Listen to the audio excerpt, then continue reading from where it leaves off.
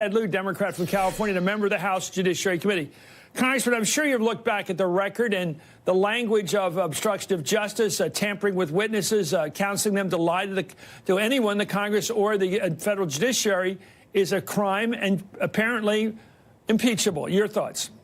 Thank you, Chris, for your question. I'm a former prosecutor. Let me first say that Donald Trump, like any other American, is entitled to the presumption of innocence.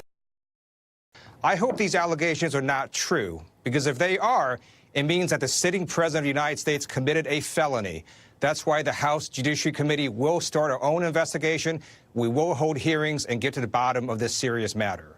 Talk about the sequence. You can hold hearings anytime you want. I just checked it historically.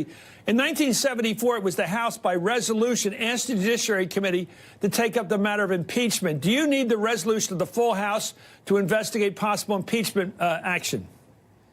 No, we don't. And before we even get to the question of impeachment, we have to first lay a record as to whether these allegations are true or false. Right now, we've got a news article. We've got to have witnesses come in under oath. We're going to subpoena documents, review all the evidence, and we can have those hearings well in advance of any impeachment proceedings if they were to occur. Well, congressional Republicans have remained mostly silent, sir. The Washington Post reports several Republicans on Capitol Hill sought to deflect questions. Ohio Senator Rob Portman of Ohio said that Mueller's investigation is a place to sift all this out and said it's important for the investigation to continue unimpeded. Do you have to wait for Mueller, sir?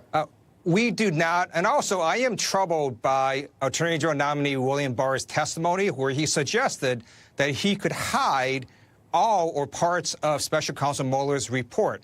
And that's why Congress, a co-equal branch of government, has an independent duty to conduct our own investigation, subpoena witnesses and documents, and then let the American people know what we find.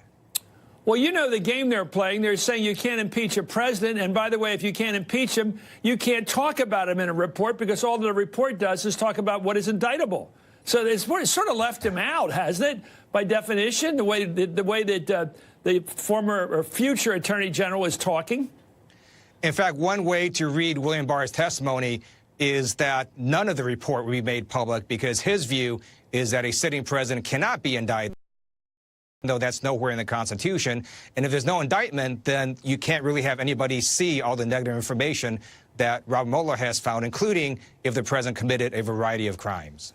You know, one of the things I didn't like about Jerry Ford way back then, I was much younger, of course, when he pardoned Nixon. I know a lot of people thought, even the Kennedy Center up at Harvard thought, well, maybe it was a profile in courage because they got the mess off the front pages for a year. But let me tell you, people like me wanted to know what Nixon had done. We wanted to know exactly what had happened, and we felt that the pardon eliminated our chance of ever finding out exactly what Nixon did under oath. That he'd have to come up and testify, that all the people around him would have to testify. And we'd finally figure out the end of this horrible scandal. Do you believe we will travel this all the way to the final? Will we know in a year or so what Trump did in all these regards? Will we?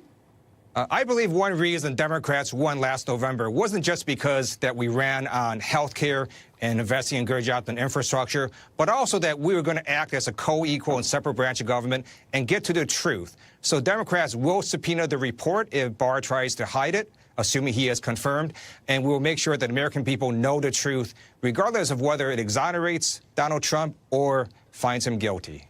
Well, one way he may try to hide the truth, I'm talking about the President of the United States, is to use witness tampering.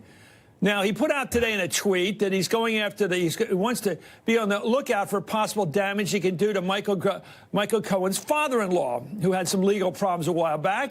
And he basically, like in The Godfather, he's threatening the relative. And it's weirdly funny, but it is weirdly awful, too. There's a guy who must have seen The Godfather like most guys have seen it and knows that's a felon in itself. You can't threaten a guy by saying, I'm going to knock off your brother-in-law, your sister, or anybody, or I'm going to prosecute your father-in-law. What do you make of that? Can he keep the witness from appearing before the Oversight Committee? One thing that prosecutors look for is we look for something called consciousness of guilt, which is what would a guilty person do that an innocent person would not? So Donald Trump has had a lot of time now to respond to these allegations, and has he denied them personally? No, he has not. Instead, he tries to intimidate the key witness behind these allegations, and that is, in and of itself, a possible felony.